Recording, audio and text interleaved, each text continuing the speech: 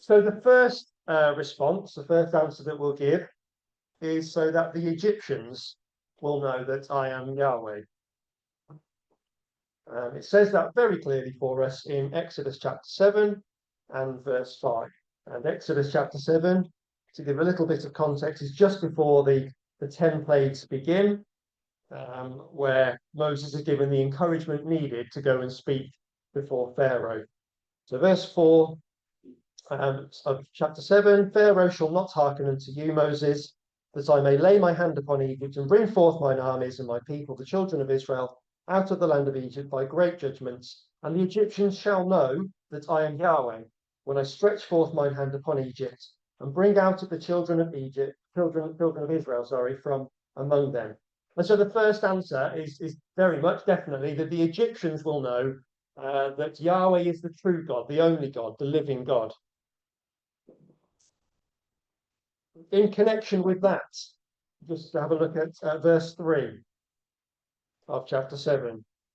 I will harden Pharaoh's heart and multiply my signs and my wonders in the land of Egypt, but Pharaoh shall not hearken unto you, that I may lay my hand upon Egypt and bring forth mine armies and my people, the children of Israel, out of the land of Egypt by great judgments. And so the second priority for God, the second thing that he intended to do, was to bring Israel out of Egypt. And by producing these plagues upon the Egyptians, that formed a vehicle by which Israel were allowed to leave. Now, as a subtitle to that point, I would suggest that it was very, very important, and we will revisit this a few times this evening, how that it was to remember the promises that had been made to Abraham. We read some verses there in Psalm 105, and if you want to come back there, you're welcome to, but I'll just read 4 verses from Psalm 105, verse 42. For God remembered his holy promise and Abraham his servant, and he brought forth his people with joy and his chosen with gladness, and gave them the lands of the heathen, and they inherited the labor of the people, that they might observe his statutes and keep his laws. Praise ye Yahweh. So they were going to be brought up that they might remember the laws, the statutes that God had given to them, the expectations that God had of them as his chosen people, and that they would serve Yahweh in obedience. And so very much connected to the second one, so that the people of Israel may know that Yahweh was the true and the living God. It says in Exodus and chapter 10, if you're still in Exodus, and verse 2, very clearly this is, so Exodus chapter 10, verse 2, that thou mayest tell in the ears of thy son, to Moses this and the Israelites, and of thy son's son, what things I have wrought in Egypt, and my signs which I have done among them, that ye may know how that I am Yahweh. If you come over with me to Deuteronomy chapter 4, this is picked up again a little later on. The fact that Israel themselves needed to know that Yahweh was their God.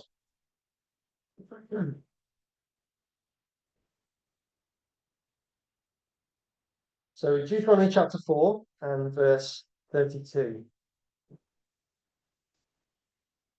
It says, for ask now of the days that are past, which were before thee, since the day that God created man upon the earth, and ask from the one side of heaven unto the other, whether there hath been any such thing as this great thing is, or hath been heard like it.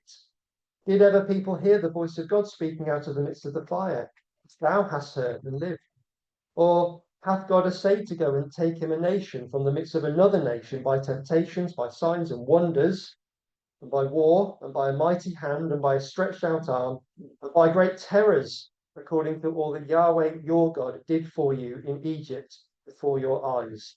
Unto thee it was shown, that thou mightest know that Yahweh, he is God. There is none else beside him. And we could continue reading a few verses down further as well. Now, to me, it was more less expected, I suppose, that Israel's learning was involved in the deliverance from Egypt as much as Egypt was. I sort of remembered it as being a lesson to the Egyptians. But there's definitely, perhaps most importantly, to God's people themselves, that they would know, that they would understand that Yahweh was the true God. And I think it begs the question, how much did Israel remember of Yahweh when they were in Egypt? Did they really know him after that time that they had spent mixed with the Egyptians? Had the 430 years taken its toll? And we mention 430 years because of those promises that had been made to Abraham. And I want us just to think about this to give us a little bit of context of what the Israelites were like and what sort of position they had been in and for how long they'd been in before they were delivered out of the land of Egypt. And so this is a chart that I found that seems to fit in with a list of passages that I've had a look at, where you can add up the ages of the patriarchs, when they were born, when they died, when their sons were born, and so on, to give us what I believe is a correct understanding of that promise of 430 years. If you'll come with me, please, to Genesis chapter 15. This is where we read about that promise. And as we put on the screen, the 400 years.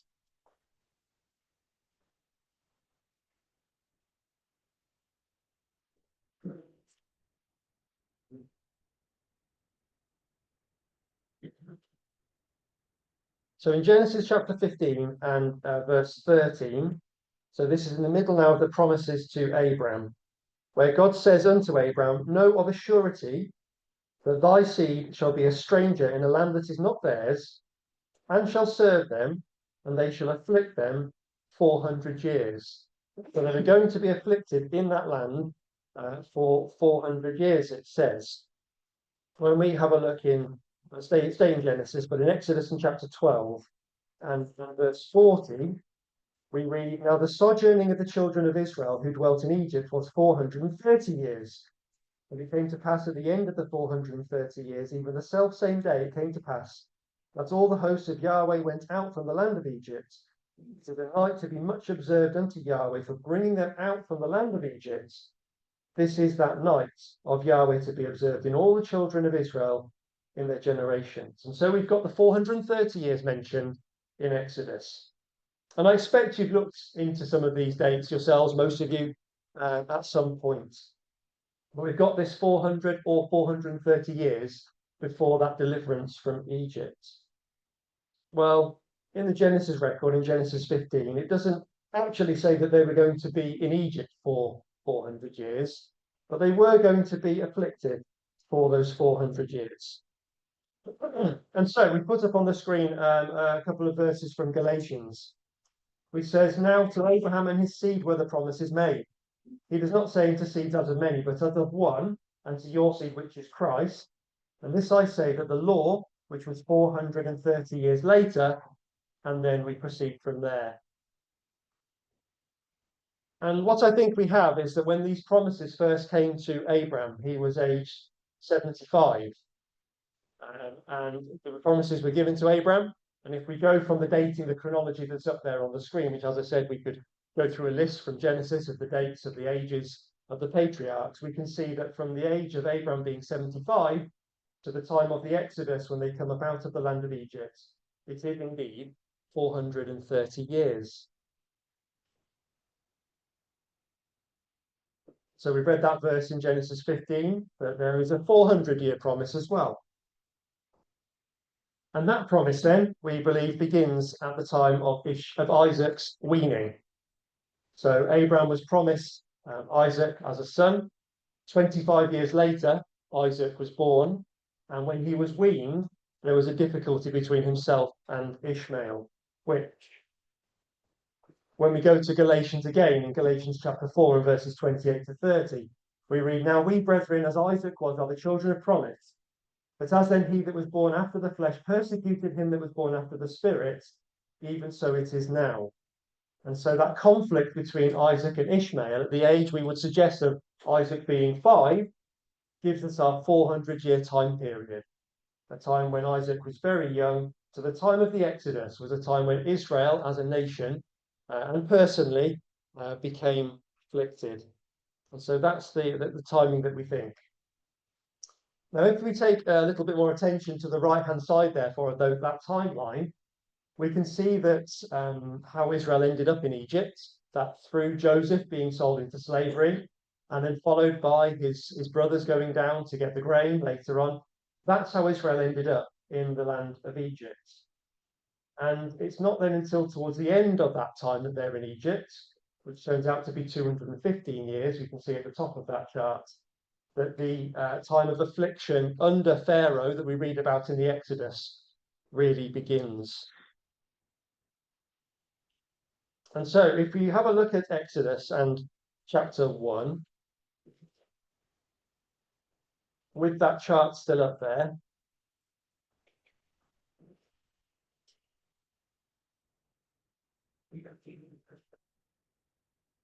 we read first of all about those who went down into Egypt. And then we come to verse 8 of Exodus chapter 1, and we're told that there arose up a new king over Egypt, which knew not Joseph. And he said unto his people, Behold, the people of the children of Israel are more and mightier than we. Come on, let us deal wisely with them, lest they multiply, and it come to pass that when they falleth out any war, they join also unto our enemies, and fight against us, and so get them up out of the land. And so it was after the time of Joseph that there arises another Pharaoh that knew not Joseph, that starts to see the Israelites as a problem. Indeed, he starts to see the Israelites as a plague, as a multiplication of individuals that were in the way, that were awkward. That's how Pharaoh sees Israel. But that happens after Joseph has been on the scene. And then we go through Exodus chapter 1, and we see that persecution is beginning with about 144 years left before Israel was going to leave Egypt with the Exodus. Now we know from Exodus chapter 7 and verse 7 that Moses was 80 when he led them out of the wilderness. And that's reflected in the line that you can see towards the right-hand side of the screen. So Moses was 80 when he led them from the wilderness. Aaron was 83 at that point. He was 3 years older, we're told. And it seems that Aaron wasn't on the receiving end of the terrible edict of Pharaoh that the male Hebrew babies were to be slain. And so it seems like things really ramped up between the birth of Aaron and the birth of Moses in that 3-year window, when it was that the Pharaoh becomes terrified of the Hebrews and decides that they have to be killed. And so really we're looking at that last 80 years of terrible persecution and suffering of the Israelites. So Exodus chapter 1 and verses 7 to 14 spans about 64 years from the death of Joseph to the time when Moses was about to be born. And then we continue through into Exodus chapter 2, and we come to the time of Moses' own life leading up to the Exodus. Exodus chapter 2, of course, is the record of the birth of Moses. So this covers the first 40 years of Moses' life until we get to verse 20, when he has had to flee from Egypt, to flee from really his own brothers who are concerned about what's going on, and then followed by Pharaoh, who hears about this intention of Moses. This is the incident, of course, where Moses smites the Egyptian and has to flee. Chapter 2 and verse 21 of Exodus to chapter 7 and verse 7 gives us our next 40 years of Moses' life, before then he actually comes to lead the people of Israel out from the land of Egypt. And then we know that in Deuteronomy 34 verse 7, Moses died at the age of 120. And so I think it's good to get an idea of the context of the children of Israel. That was the situation of them, that things were getting progressively worse. They weren't in Egypt for 430 years. They were there suffering this persecution for, shall we say, 144 years, but really it became quite terrible and severe in those final 80 years. Had they forgotten Yahweh in this relatively short space of time? despite them being put to work and being slaves, had they become relatively comfortable in the land of Egypt? Because if they had, then of course that gives us direct exhortation for our lives in the world that we live in. We also see that as we commence our thoughts on these plagues, that things start to take the scene.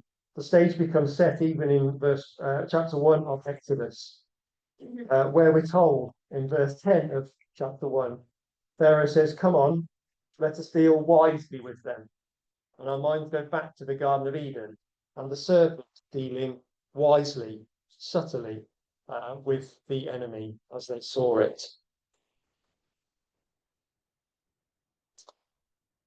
The book of Exodus, it means, the title of the book means a going out or a departing. And it actually takes its name from the Septuagint version, the Greek version of the Old Testament. And the word occurs in Hebrews in chapter 11. And in Hebrews chapter 11, we read of that word departing, and it is the departing of the nation of Israel. Hebrews 11, verse 22, it says, "By faith Joseph, when he died, made mention of the departing of the children of Israel, and gave commandment concerning his bone." And so the title for the book of Exodus is not actually taken from a direct reference in Hebrews about the Israelites leaving at that time, but actually a reference to Joseph saying that they would leave later on in history. And I think this is interesting. We'll come on to the links between Joseph, I believe, that are there, but the Hebrew title of the book is in Exodus chapter 1 and verse 1, which is, "These are the names." And that's how in the Hebrew the book is titled. These are the names. And the first word of the book of Exodus is really "and." And these are the names, not now these are the names. And that therefore links us back to what's happened before in Genesis. It's a direct link to what has happened previously. And if Genesis was about the individual lives of the patriarchs, then as we move into the Exodus, we're now starting to think about the collective children of Israel. But because of those promises, those two things are really bound together. And through the faith of Joseph, he was able to see that these things were going to come to pass, not in his lifetime, but they were going to come to pass. So if we come back, please, to Genesis in chapter 50, and we see Joseph making this request that his bones were to be carried out and taken back up into the land of Israel when Israel were to depart.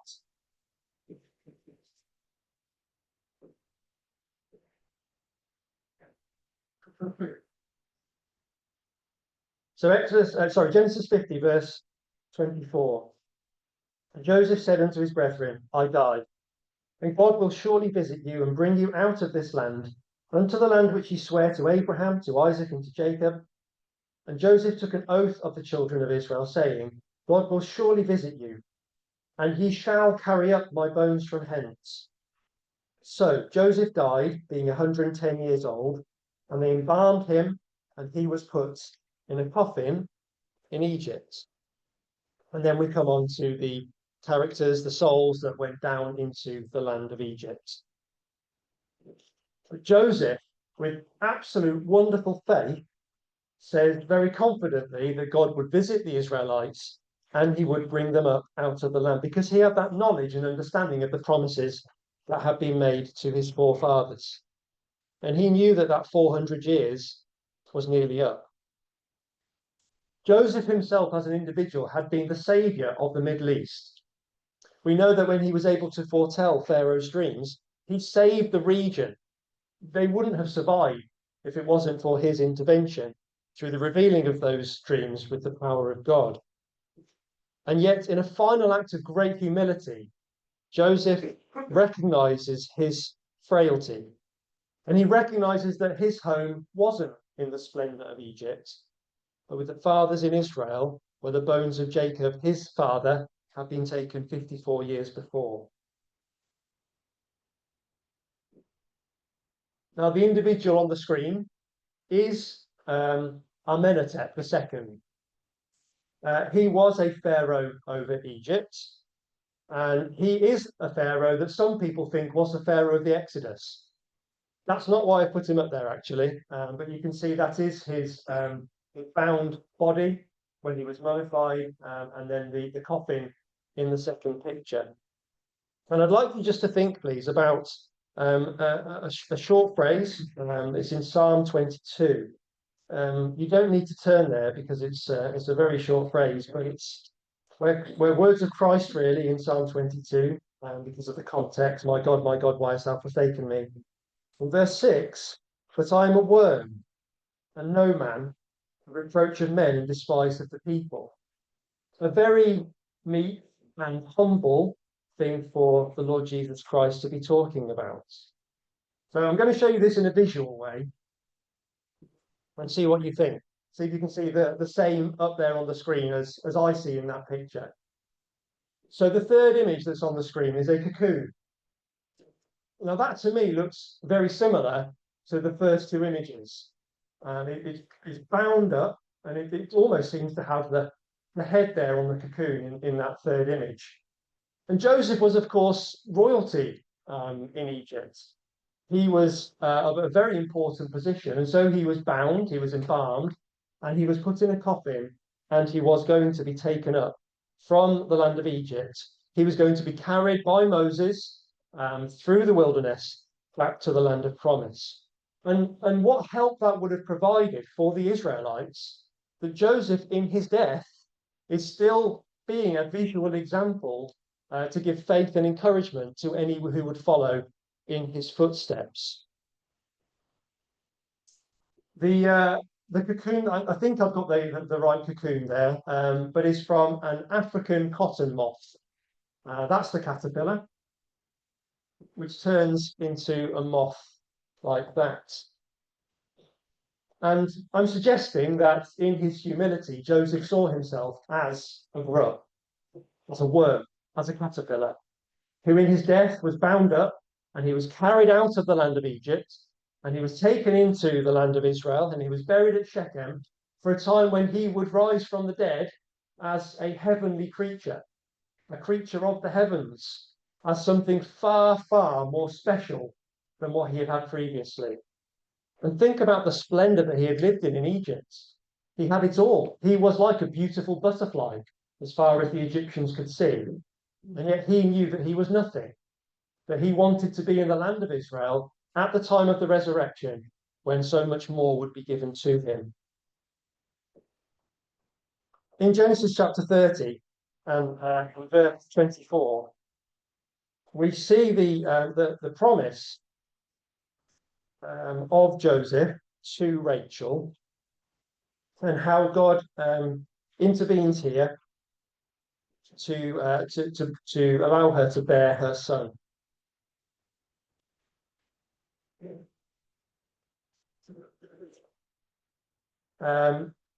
It says in verse 22 of Genesis 30, and God remembered Rachel, and God hearkened to her and opened her womb, and she conceived and bare a son, and said, God hath taken away my reproach. And she called his name Joseph, and said, Yahweh shall add to me another son. And the name of Joseph, I think we would probably say, means adding, because of these verses here. But I understand there is some debate about it, actually. And his name could have been taken from the taken away phrase of verse 23.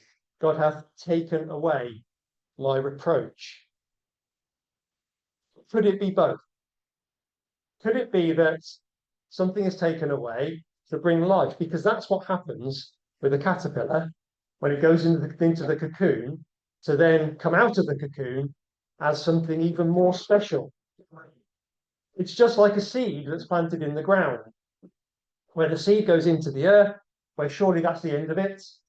But no, after patient waiting, the seed bursts through the soil and turns into something infinitely better than it was previously. Think about the life of Joseph. The life of Joseph was about planting and harvesting. His dream, the dream of the baker, the ears of corn in Pharaoh's dream, the storing of the grain to save the region, the cup that was put into Benjamin's sack. And so there is significant correlation between the life of Joseph and this kind of harvesting idea? Well, of course, in the first letter to the Corinthians and chapter 15, we're given this idea of a seed being planted in relation to resurrection. It's in the first letter to the Corinthians in chapter 15 and at verse 42. So we're trying to suggest that there is a scriptural theme of the seed being planted and goes to death to then rise up as something better afterwards. With maybe just a suggestion that it's the same with the moth, the caterpillar and the moth with Joseph. It says in 1 Corinthians 15 and verse 42, so is also the resurrection of the dead. It is sown in corruption, but it is raised in incorruption.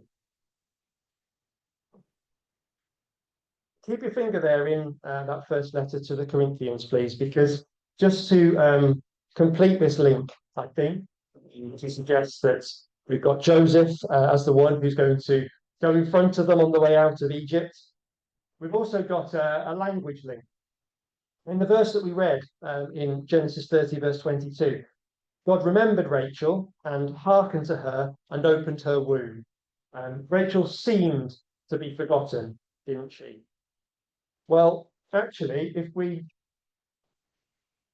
compare that to the nation of Israel and come to Exodus chapter 2 and verse 24, we read that God heard their groaning and God remembered his covenant with Abraham, with Isaac, and with Jacob. And the same Hebrew word is used.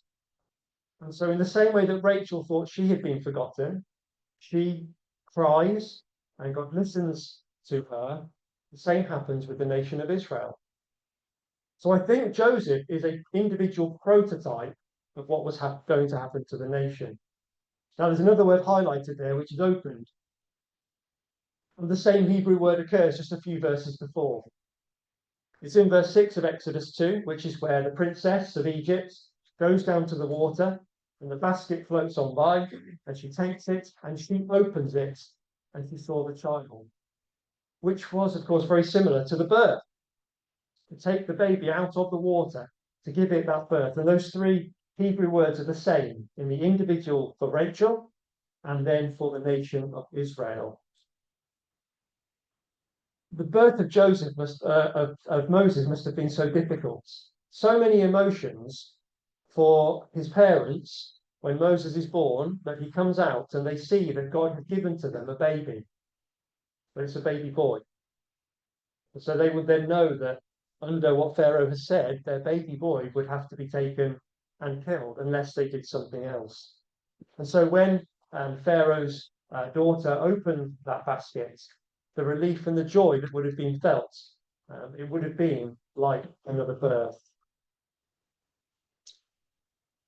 And so I'm suggesting that Joseph is this individual prototype of the nation of Israel. You've got Joseph, who ended up in slavery in Egypt, and so too then did his fellow brothers and the nation of Israel. And now you've got Joseph in full confidence going to come out of the land of Egypt, and so too were the nation of Israel. And that would have been great comfort for Moses in leading the Israelites. In the 1 Corinthians chapter 15 again, in verse 20, we read, but now is Christ risen from the dead and become the firstfruits of them that slept. And so we have this precedent, don't we, that the Lord Jesus Christ is the first, the individual, and for any who would be willing to follow in faith, would also enter into the land of promise and to receive salvation.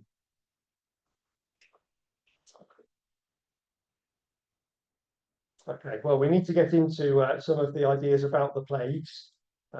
I sort of apologise that we're talking around the subject, but we do know the plagues. We do know the plagues when they occur, what they were. And actually digging a little deeper, I think, to bring out these lessons gives us that context and a bit of help to understand a bit more about what's going on. Well, Moses grows, doesn't he? Moses grows and he is wise in the ways of the Egyptians. So when we come to Stephen's account in Acts chapter 7, we know that he was a leader and able to speak. And yet, when God is calling Moses to lead the Israelites out of the land of Egypt, he was a reluctant leader. The conversation goes over a few chapters at the beginning of Exodus that Moses really didn't want this job. And he makes that fairly clear, actually, that he really didn't want that role. His confidence has been knocked by the Israelites saying, "Who made you to be a ruler over us?" At which point he fled, didn't he, to learn humility for 40 years with Jethro in the wilderness. Josephus suggests that Moses may have been an experienced leader of the Egyptian army. He was surely able to lead people, and yet he seems like he is unable to do so to the nation of Israel. So Moses is not so willing. In Exodus chapter 3, the call comes. Verse 10, "Come now, therefore, and I will send thee unto Pharaoh, that thou mayest bring forth my people, the children of Israel, out of Egypt." And Moses said to God, "Who am I that I should go to Pharaoh?" And that verse being just representative of the conversation that Moses has in his reluctance. And we don't take anything away from the faith of Moses that he shows in the end, but he was certainly reluctant at the beginning. And so God talks to him about who he was, that God is, that God will fulfill his promises, that he is the true and the living God. When that name is revealed to Moses and God talks about his character, we see the links back straight away to those promises made to the forefathers. In verse 13, Moses said to God, "Behold, when I come to the children of Israel and shall say to them, the God of your fathers hath sent me unto you, and they shall say to me, what is his name? What shall I say to them?" And God said unto Moses, "I am that I am." And he said, "Thus shall I say unto the children of Israel, I am, hath sent me unto you." And God said moreover to Moses, "Thus shalt thou say to the children of Israel, Yahweh, God of your fathers, the God of Abraham, the God of Isaac, and the God of Jacob, hath sent me unto you." And 4 times in this part of Exodus, we read about God referring to the God of Abraham, Isaac, and Jacob. It's in chapter 3 and verse 6, 15, 16, and then in chapter 4 and verse 5. These promises made to Abraham so many years before are fundamental, and Moses' role in bringing the Israelites out of Egypt are fundamental so that God's will would be performed and he would be seen to be the true and the living God. And so Moses continues to show this reluctance. God then gives him the ability to show signs to the Israelites so that he can go to the Israelites and he can prove to them that he is there with the authority of God. And so he says, "Take the water, pour it upon the earth, and it will turn to blood. Take your hand, put it inside your bosom, and take it out again, and it will become leprous." And the reversal of that as well. And we've also got the serpent, and taking hold of the serpent and controlling the serpent. The 3 signs that could be taken to the Israelites so that they would believe. We're in chapter 4, and Moses continues in verse 1 of chapter 4 and says to God, "But behold, they will not believe me, nor hearken unto my voice, for they will say, Yahweh hath not appeared unto thee." And in verse 5, we read, "That they may believe that Yahweh, God of their fathers, the God of Abraham, the God of Isaac, and the God of Jacob, hath appeared unto thee." And so we understand that Moses' nervousness is not about appearing before Pharaoh, which again, before reading this carefully, is what I thought.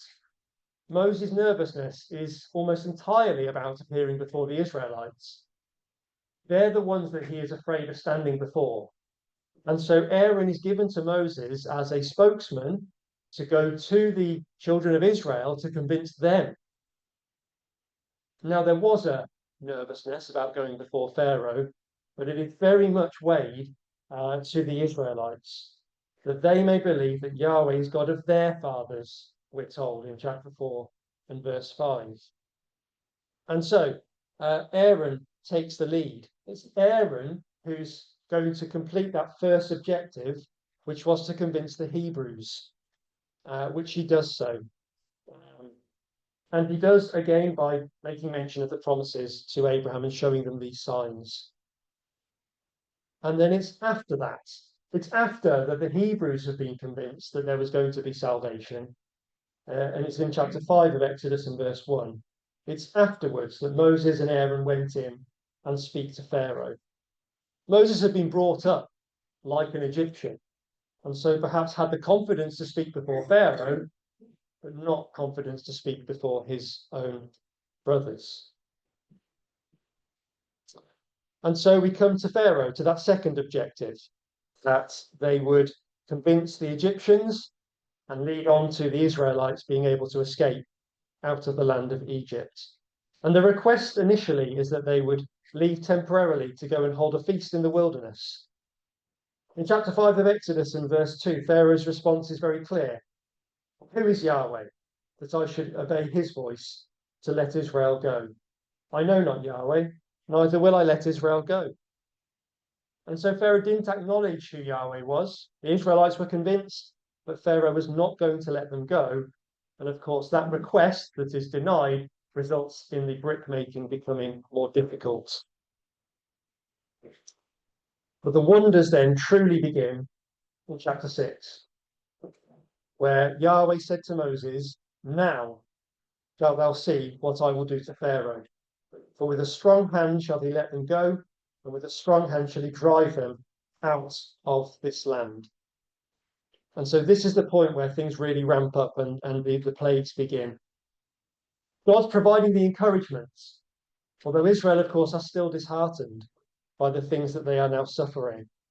And rather than just continue down that route to try and tell Israel, they were so demoralized that Yahweh was going to indirectly convince them by these plagues. They were going to feel the effect of these plagues to begin with, to convince them that Yahweh was the true God. It was going to be a powerful but loving lesson that they were going to be on the receiving end of. It was going to be an outworking of El Shaddai, as God refers to himself in verse 3 of chapter 6. Again, we read the promises. I appeared unto Abraham and to Isaac and unto Jacob by the name of God Almighty, but by my name Jehovah or Yahweh was I not known to them. And God was going to show to the Israelites, first of all, that he was El Shaddai. He was the all-powerful one, but he was also the one who was going to nourish them and love them and care for them. The title for God, El Shaddai, God Almighty, is very much focused around the patriarchs. And in Genesis 49, Jacob says in verse 25, even by the God of thy father, who shall help thee, and by the Almighty, El Shaddai, who shall bless thee with blessings of heaven above, blessings of the deep that lieth under, blessings of the breasts and of the womb. And the Hebrew word for breast there is Shad, which is linked to Shaddai. So in that title of God, the Almighty, as he was known to the patriarchs, he was the powerful one, but he was also the nourisher, who was going to lovingly show to the Israelites that he was the true God. And over the course of the first 3 plagues, Israel are convinced. They become convinced that Yahweh is the true God.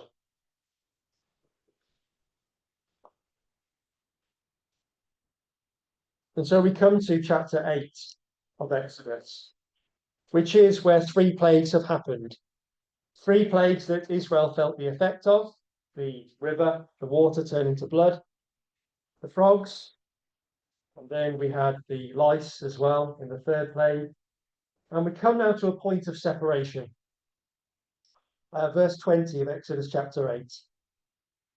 Yahweh said unto Moses, rise up early in the morning and stand before Pharaoh. Lo, he cometh forth to the water, and say unto him, thus saith Yahweh, let my people go, that they may serve me. Else if thou wilt not let my people go, behold, I will send swarms of flies upon thee, and upon thy servants, and upon thy people, and into thy houses, and the houses of the Egyptians shall be full of swarms of flies, and also the ground whereon they are. And I will sever in that day the land of Goshen, in which my people dwell, that no swarms of flies shall be there, to the end thou mayest know that I am Yahweh in the midst of the earth. And I will put a division between my people and thy people. Tomorrow shall this sign be. And so at this point on, after the third plague, it's only the Egyptians that feel the effect of those plagues, because God has severed the Israelites from the Egyptians. Israel, it seems, have accepted that Yahweh is God and now no longer needed to receive those plagues. We might say that that third point was complete.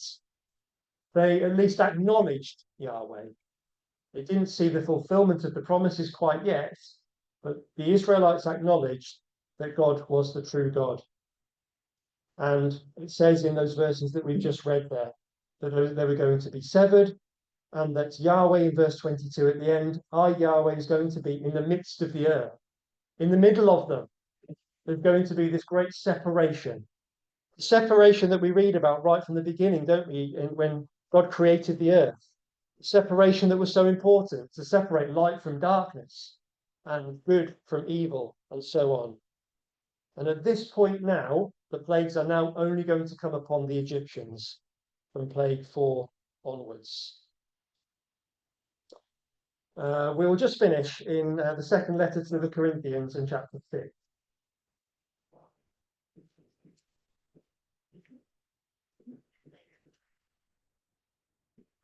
In this second letter to the Corinthians, in the first century, this passage is about being separated.